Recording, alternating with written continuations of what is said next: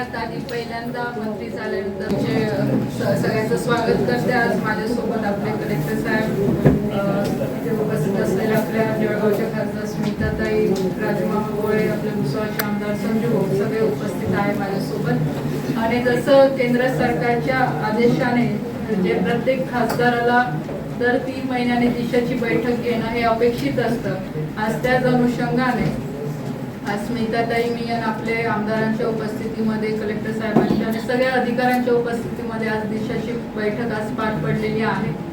जिल्ह्याचे जे काही केंद्र सरकारशी निगडीत जे काही जिल्ह्याचे विषय आहेत त्या विषयांचा सगळा आढावा आज बऱ्यापैकी, थोडं मॅरेथॉन मध्ये थोडी फास्ट झाली कारण की वेळेसाठी, पण बऱ्यापैकी आज सविस्तर विषय आज आम्ही इथे घेतले. आणि मला असं वाटतं की नक्कीच कलेक्टर साहेबांकडनं आणि जेवढे आपले जिल्ह्याचे अधिकारी आहेत त्यांच्या माध्यमातून आम्ही जे काही विषय मांडलेले आहे इथे त्या सगळ्या विषयांची दखल घेतली जाईल की जेणेकरून आपले प्रलंबित जे काही जिल्ह्याचे कामं आहेत ते मार्गी लागतील अशी अपेक्षा सगळ्या अधिकाऱ्यांकडनं मला आहे.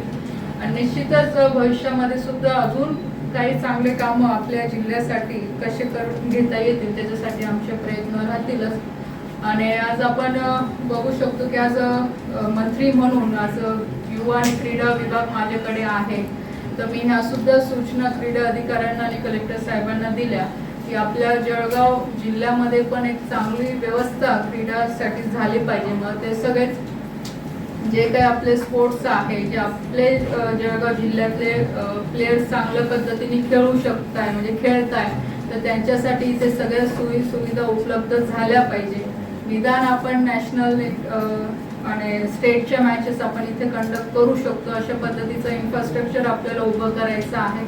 तर आता संधी आपल्याला आहे तर त्याचा फायदा नक्कीच आपण जळगाव जिल्हा म्हणून आपण घेतलाच पाहिजे. तसं भुसावळला पण आपण करू शकतो. तालुक्यावर छोटे छोटे ज्या काही व्यवस्था आहे त्या करू शकतात की जेणेकरून आपले ग्रामीण भागातले आणि खास करून आपले जळगाव जिल्ह्यातल्याही प्लेअरला एक संधी मिळू शकते. आता आज आपण बघितलं की आपण इथे बऱ्याचशा प्लेयर्स आता इथे स्वागत सुद्धा केलं आणि चांगले विद्यार्थी आपले इथे आहे की जे स्टेट नॅशनल पर्यंत खेळत आहे. पण आता नक्कीच या डिपार्टमेंटची पण आता मी बऱ्यापैकी माहिती घेते आहे आणि खूप चांगला स्कोप आपल्याला बघायला इथे मिळू शकतो. आणि आता जसं पॅरिसमध्ये ऑलिम्पिक्स चालू आहे तर त्याच्यामध्ये पण चांगलं परफॉर्मन्स आपल्या इंडियाचं आता होत आहे. 3 ब्रॉन्झ मेडल आपण आणले, महाराष्ट्रातला सुद्धा मिळालेला आहे तो मान. तर ह्या अनुषंगाने डिपार्टमेंटच्या माध्यमातून काम करायला सुरुवात केलेली आहे. माझ्यासाठी सुद्धा हे सगळं नवीन असल्यामुळे आता हळूहळू काम करायचा प्रयत्न करते. तुमचे काही प्रश्न असतील तर विचारू शकता. तुमच्या माध्यमातून किंवा ताईंच्या माध्यमातून आपल्याला काय भेटलं आहे या अधिवेशनामध्ये, असे 2-3 मुद्दे काय तुम्ही मांडले आणि आपल्याला काय त्याचा बघा, कोणतंही बजेट जेव्हा केंद्र सरकारचं जाहीर होताना असं स्पेसिफिक जिल्हा म्हणून कधीच देत नसतात. ज्या काही योजना तयार होतात त्या सगळ्यांसाठीच तयार होतात. त्याचे सगळे जिल्हे पण येतात, तालुका पण येतात आणि गावं पण येतात. आता या बजेटमध्ये आपण बघितलं असेल की शेतकरी असेल, महिला असेल, कामगार असेल, विद्यार्थी असेल, ह्या सगळ्या विषयांना घेऊन हे बजेट तयार झालेलं आहे की जेणेकरून गाव पातळीपर्यंत केंद्र सरकारच्या ह्या सगळ्या योजना पोहोचल्या पाहिजे. आधीचं पण आपण बघितलं असेल की आता घरकुलचं सुद्धा आम्ही आढावा घेतला, प्रधानमंत्री आवास योजना असेल त्याच्यामध्ये पण आता यावर्षी बऱ्यापैकी बजेट दिलेलं आहे. शेतकऱ्यांसाठी यावेळेस नवीन योजना आणलेल्या आहे की ड्रोनच्या माध्यमातून शेती कशी होईल, ऑर्गॅनिक पद्धतीने, पारंपरिक पद्धतीने कशी होईल, ह्या सगळ्या गोष्टींवर ह्या बजेटमध्ये पूर्ण लक्ष देण्यात आलेलं आहे. आणि त्याचबरोबर राज्य सरकारचाही रोल तेवढाच महत्त्वाचा असतो. आणि सध्या तरी आपण बघितलं की राज्य सरकारच्या माध्यमातून खूप चांगल्या योजना ग्रामीण भागातल्या शेतकऱ्यांसाठी, महिलांसाठी, विद्यार्थ्यांसाठी म्हणजे संपूर्ण महाराष्ट्रभरासाठी खूप चांगल्या योजना आता राज्य सरकारने डिक्लेअर केलेल्या आहेत. तर नक्कीच त्याच्यामध्ये पण केंद्राचा शेअर असतोच. तर ह्या दोघांच्या कोऑर्डिनेशनने चांगलं काम आपल्या महाराष्ट्रभरात होईल. आजच्या बैठकीमध्ये तुम्ही केंद्रीय राज्यमंत्री म्हणून आणि तुमच्या मीटिंगमध्ये 3ही अधिकारी केंद्राचे बेजबाबदारपणे माहिती देत होते.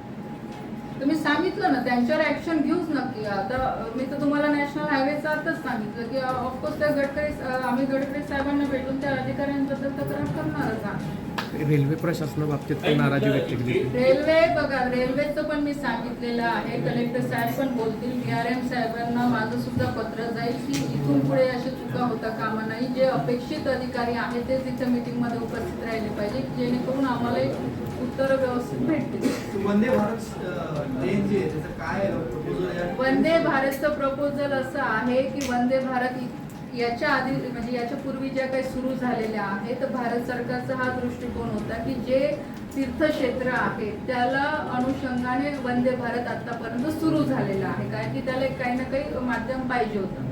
आणि आपण सुद्धा आपला प्रस्ताव दिलेला आहे, कारण की आपण जळगाव म्हणजे आता मुक्ताईचं मंदिर आपल्याकडे मेन आहे इथे, तर भुसावळवरनं किंवा जळगाववरनं पण वंदे भारत ही ट्रेन सुरू झाली पाहिजे की जेणेकरून आता ती कनेक्ट कशी करणार, तर शेगावला पण कनेक्ट करू शकतात, इथे दर्शन होऊ शकतं, मुक्ताईचं दर्शन होऊ शकतं. तर अशा कनेक्टिव्हिटीने आपण तो रिपोर्ट पाठवलेला आहे आणि नक्कीच ते पण लवकर सुरू होईल. त्याच्यानंतर आपण भुसावळ पुणे ट्रेन सुरू करण्यात यावी त्याच्यासाठी प्रपोजल आपण दिलेलं आहे, ते फायनल स्टेजमध्ये आहे. त्याच्यानंतर फ्लाईटचं पण तुम्ही मागच्या आठवड्यात बघितलं असेल की इथून पुण्यासाठी कनेक्टिव्हिटी वाढली पाहिजे. आता सुरू तर प्रायमरी बेसिसवर झालेली आहे. जर चांगले पॅसेंजर मिळाले, टायमिंगचं शेड्यूल आता आम्ही करतोय की एक तर सकाळी देण्यात यावी किंवा संध्याकाळी, की जेणेकरून जाणाऱ्या येणाऱ्यांना पण सोयीचं होईल. जर चांगला रिस्पॉन्स मिळाला तर त्याचे पण आपण जे ट्रिप आहे ते पण आपण वाढवू. तिरुपतीसाठी आपण दिलेलं आहे.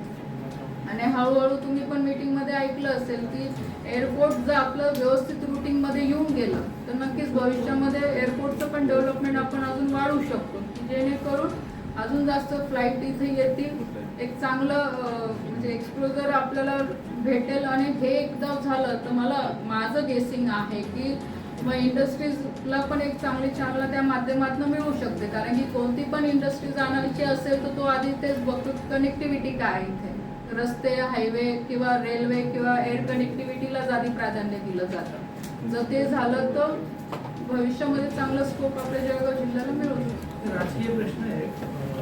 केळी पीक विम्याचा विषय महत्त्वाचा होता.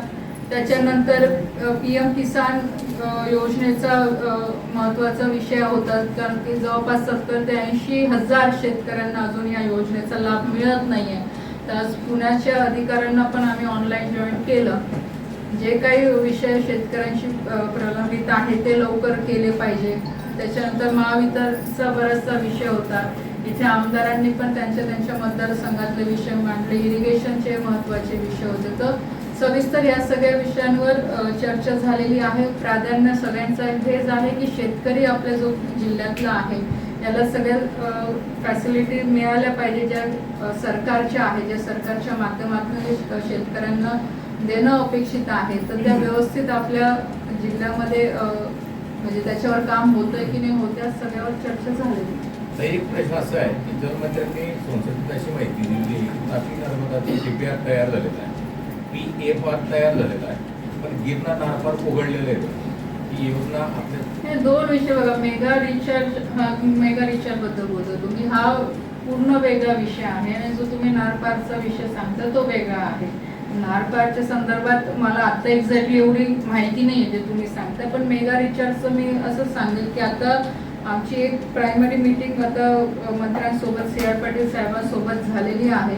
याच्यावर परत एक्झिक्यूट करताय, कारण की शेवटी हा 3 राज्यांचा विषय आहे. मध्य प्रदेश आहे, महाराष्ट्र आहे आणि गुजरात पण याच्यात थोडाफार पार्टली त्याचा परमिशनचा विषय पाण्याचा आहे. तर याच्यावर चर्चा चालूच आहे, कारण की हा जो प्रोजेक्ट आहे हा खूप मोठा आहे. आणि थोडा जो रेग्युलर तुमचे जे प्रोजेक्ट आहे म्हणजे डॅम बांधणं किंवा दुसरे उपसा सिंचन करणं, जे नॉर्म्स केंद्र सरकारचे आहेत त्याच्यामध्ये हा बसत नाही. तर याला थोडं ॲडिशनल अजून काय टेक्निकल मुद्दे जॉईन करून घेता येईल याच्यासाठी आता त्याच्यावर ऑब्झर्वेशन सगळ्यांचं चालू आहे. सात बलून बंधाऱ्याचं तर सगळे प्रोसेसमध्ये आहेच त्या सगळ्या गोष्टी. जिल्ह्यातील क्रीडा संकुलं जी आहे त्यांची अवस्था आपली निधी मिळवणी तशीच आहे. जिल्हा क्रीडा संकुलच्या संदर्भात तालुका स्तरावर जे क्रीडा संकुल हे बघा, विषय असा आहे की तालुक्याचे जे क्रीडा संकुल आहे शेवटी हे राज्य सरकारच्या माध्यमातून हे संकुल बांधले गेलेले आहे. नक्कीच त्याच्यामध्ये बऱ्याच ठिकाणी दुरुस्ती करायची गरज आहे आणि आजही त्या सूचना मी दिलेल्या आहेत अधिकाऱ्यांना की आपल्या आपल्या तालुक्या लेवलवर बघा तिथे काय करायची गरज आहे, काय व्यवस्था उभ्या करायची गरज आहे. कारण की शेवटी केल्यानंतर त्याला मेंटेनन्स ठेवणं फार गरजेचं आहे, तिथे मेंटेनन्स असणं अपेक्षित आहे. तर स्थानिक पातळीवर काय करून घेता येईल, मग आमदार असतील किंवा आम्ही खासदार म्हणून असू तर आमच्या मदतीने तिथे काय व्यवस्था उभ्या करते त्याच्यासाठी पूर्ण लक्ष दिलं. पण काही बऱ्याच ठिकाणी ते पूर्णच झालेलं नाही आहे, त्या स्थितीतच आहे. काही ठिकाणी तर जागा सुद्धा निश्चित झालेली नाही आहे. जळगाव जिल्ह्याला मूल हस्तांतरणासाठी थांबलाय वर्षभरापासून. बघा तेच मी सांगते की जळगावमध्ये आज मला पहिला दिवस आहे. मी पण आता अधिकाऱ्यांना तेच सांगितले की मला व्यवस्थित महिन्याभरात पूर्ण DPR आपल्या जळगाव जिल्ह्याचं बनवून द्या की कुठे काय काय अडचण आहे, मग त्याच्यावर मला काम करता येईल. कारण की शेवटी आता तुम्हाला हे सगळ्यांना माहिती की अजून मला पण 2च महिने झालेले आहे या सगळ्या डिपार्टमेंटचा कारभार घेताना. याच्या आधी हे सगळे विषय खालच्या म्हणजे तालुक्या लेवलवरचे होते म्हणून ते माझ्या अंडर येत नव्हते. पण आता आल्यानंतर आता आजच मी तुमच्या समोरच मीटिंगमध्ये जे तुम्ही लोक उपस्थित असतील त्यांनी बघितलं असेल क्रीडा अधिकाऱ्याला सूचना त्या पद्धतीने दिलेल्या. महिन्यानंतर नक्कीच त्याचं आउटपुट मी तुम्हाला देऊ शकते की आपण काय करू शकतो नाही करू शकतो. तर या आताच्या हॉर्टिकल्चर ट्रेनचा जो विषय होता बनाना संदर्भातला तर ती बऱ्याच दिवसापासून बंद आहे. आता रावेर आणि सावदा परिसरामध्ये देखील याच विषयासंदर्भात शेतकरी संघटनांचे आरोप प्रत्यारोप सुरू झालेले नाही बघा, या विषयात आधी पण मी सांगितलेलं आहे की कोविडच्या वेळेस ही स्पेशल ट्रेन चालवली होती आणि त्यावेळेस संपूर्ण महाराष्ट्रभरामध्ये सगळ्यात जास्त लाभ आपल्या जळगाव जिल्ह्याने घेतलेला आहे. त्यावेळेसची परिस्थिती आपल्याला सगळ्यांना माहिती आहे की कुठेही काही ट्रान्सपोर्ट सिस्टम सुरू नव्हती, मार्केट पाहिजे तसं सुरू नव्हते. त्याच्यामुळे शेतकऱ्यांचं नुकसान व्हायला नको. कारण की केळी हे पेरिशेबल फ्रूट्समध्ये येते, तुम्हाला सगळ्यांना माहिती आहे. म्हणून आपण ती सरकारला विनंती करून की आम्हाला सुद्धा जळगाव जिल्ह्याला ही फॅसिलिटी तुम्ही द्यावी. त्याला सबसिडी सुद्धा सरकारने दिली आणि त्या काळामध्ये ते चालवलं. पण आता ते परत तसं चालू होईल तर असं अपेक्षित म्हणजे ते होणार नाही. आम्ही प्रयत्न केले की सरकारने त्याच्यावर विचार केला, पण शेवटी फायनान्स बऱ्याचशा गोष्टी त्याच्यामध्ये टेक्निकल अडचणीच्या आहेत. पण त्याचा अर्थ असं होत नाही की शेतकरी इथून केळी पाठवू शकत नाही. आजही केळीच्या म्हणजे ज्या ट्रेन आहेत ते आजही सुरू आहे. आता मी आज सुद्धा माहिती घेतली, आता निंबोऱ्यावरनं पण आपण सुरू केलेलं आहे. तिथून 2 ट्रेन जात आहे, रावेरवरनं जात आहे, सावद्यावरनं जात आहे. आणि भविष्यामध्ये जसं मी मागच्या काळामध्ये पण सांगितलं होतं की इथे बनाना क्लस्टर आपण डेव्हलप करणार आहे. त्याची ऑलरेडी आम्ही प्रोसिजर सुद्धा सुरू करून दिलेली आहे. आता येणाऱ्या बजेटमध्ये त्याचं सँक्शन होऊन जाईल. आणि जर ते बनाना क्लस्टर झालं तर बऱ्याचशा फॅसिलिटी आपल्या जळगाव जिल्ह्यामध्ये म्हणजे केळीला घेऊन मग तिथलं इन्फ्रास्ट्रक्चर, कोल्ड स्टोरेज असेल, रॅपिंग सेंटर असेल किंवा सॉइल टेस्टिंग लॅब असेल, इव्हन जे आपण टिश्यू कल्चरचे रोपं बनवतो त्याच्यावर काही रिसर्च करून अजून शेतकऱ्यांना कमी दरामध्ये कसं ते रोप उपलब्ध होऊ शकेल याच्यावर ह्या सगळ्या गोष्टींवर त्या क्लस्टरमध्ये काम केलं जाणार आहे. एक्सपोर्टसाठी की आपण केळी आपण कशी बाहेर पाठवू शकतो याच्यावर सुद्धा काम केलं जाणार आहे. शेतकऱ्यांचे ट्रेनिंग प्रोग्राम सुद्धा त्याच्यामध्ये होणार आहे. तर हे सरकारचं क्लस्टरचं जे मॉडेल आहे जे ऑलरेडी आता 6 राज्यांमध्ये सुरू आहे. आपल्या महाराष्ट्रामध्ये द्राक्षाचं आता सध्या त्यांनी घेतलेलं आहे पायलट प्रोजेक्ट म्हणून. आणि याच्यावर सरकार, राज्य सरकार प्लस याच्यात PPP मॉडेलवर हे मॉडेल रन करते आहे की चांगले रिझल्ट त्याचे मिळत आहे. आणि जी रेल्वेची आता जी आपण डेपोची जागा बघितली की जो आपला इथून यार्ड रेल्वे यार्ड जे आपलं सुरू होतं भुसावळचं त्यालाही याच्यामध्ये कसं उपयोगात आणता येईल तर त्याच्यासाठी पण विचार आम्ही नक्कीच करणार आहे. पण बनाना क्लस्टर हे होणार आणि नक्कीच येणारा या वर्षभरात म्हणजे 2 वर्षात तर याच्यावर काम बऱ्यापैकी पूर्ण होईल. याला अनुसरून एक विषय आहे.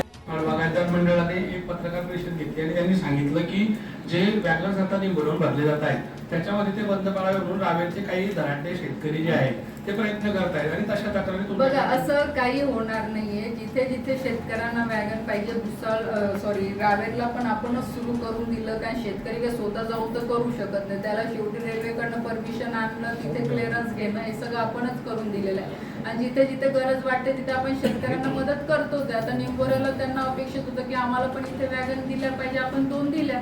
अजून कोणाला जिल्ह्यात जिथे कुठे वाटत असेल तर आम्ही लोकप्रतिनिधी त्याचा पाठपुरावा करून ते फॅसिलिटी उपलब्ध करून असतील त्यांना. पण आता सध्या जो प्रश्न निर्माण झालेला आहे त्या संदर्भात तुमचे विरोधक पण तुमच्या बाजूने वातावरण निर्मिती करताय की रक्षाताईंनी प्रयत्न केले नाहीत, रेल्वे परत सुरू होणार नाही. कसले येस ना वॅगन संदर्भातला वॅगन सुरूच आहे ना. कुठे बंद सुटे वॅगन ऑलरेडी सुरू आहे.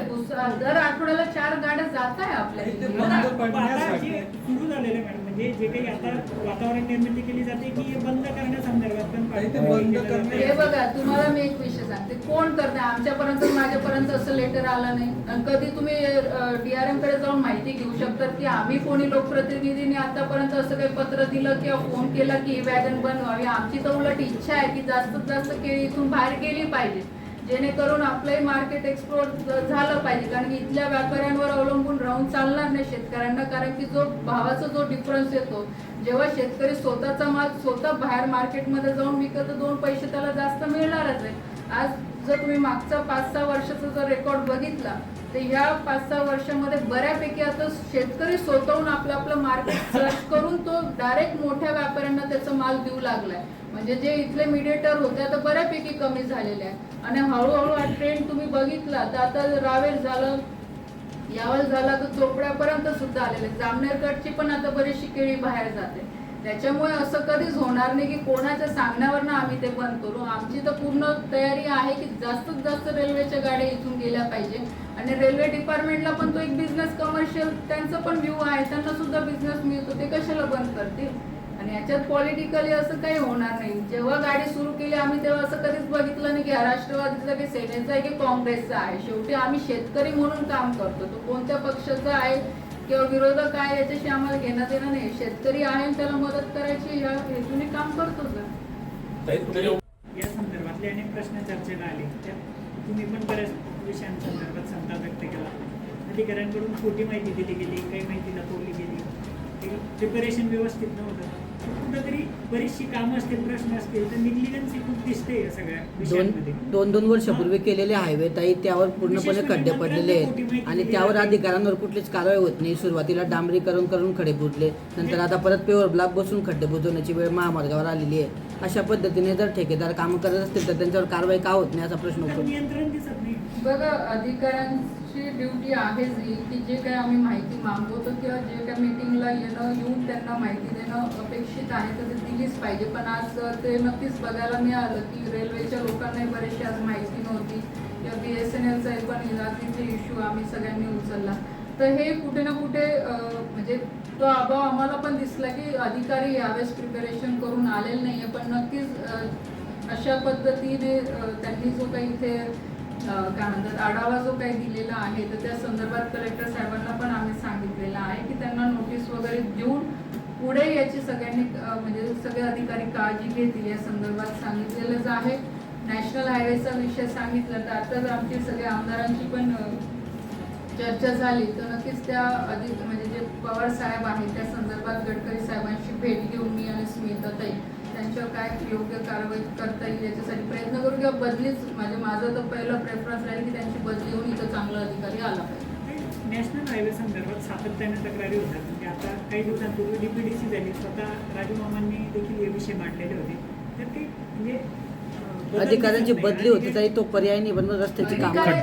शेवटी काम करत असताना टेक्निकली बाबी सगळे अधिकारीच बघतात, आम्ही तर बघत नाही. आमचं लोकप्रतिनिधींचं काम आहे की कुठे लोकांना काय काम अपेक्षित आहे ते वेळेवर होत आहे की नाहीये, कुठे फंड्स कमी पडत असतील तर ते राज्य सरकार किंवा केंद्र सरकारच्या माध्यमातून आणणे.